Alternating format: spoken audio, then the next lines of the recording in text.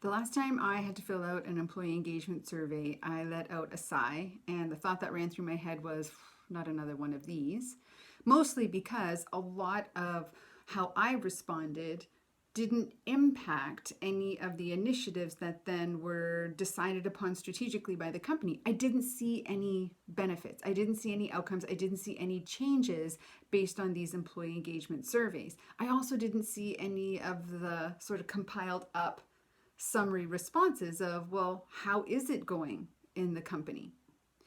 A lot of the times we're also heavily influenced by our emotional state at the moment we're responding to these engagement surveys, because they're asking us questions that are related to our emotional temperature. Do you have a best friend at work? Do you feel cared for at work? Would you recommend someone else work here? And if we're not emotionally in a good place, we're not going to answer those survey questions, number one, favorably, but also perhaps not really accurately to how we feel as a whole. And so how do companies go about measuring employee engagement that isn't influenced by the emotional state? Well, perhaps we don't need to measure employee engagement. Perhaps what we can do is begin to understand joy per square foot.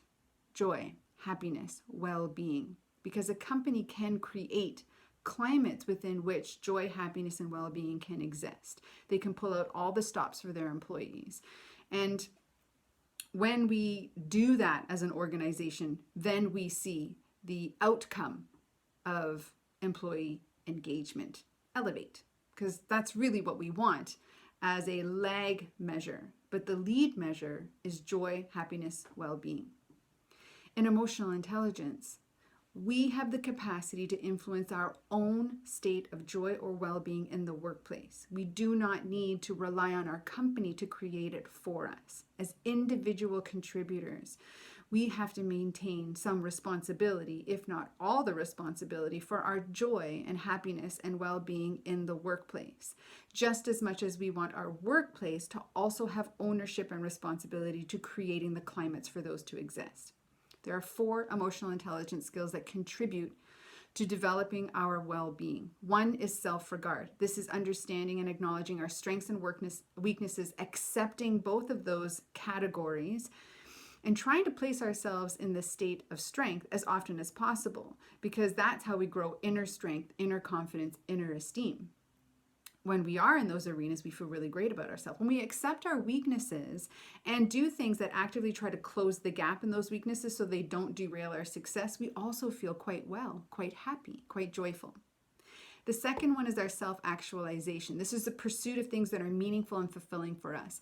With the shift to more and more people needing to work from their home environment, one of the things that can actually be detrimental is we fall out of these things that are meaningful and fulfilling because we've brought work into the home, and having them separate before gave us space to turn work off.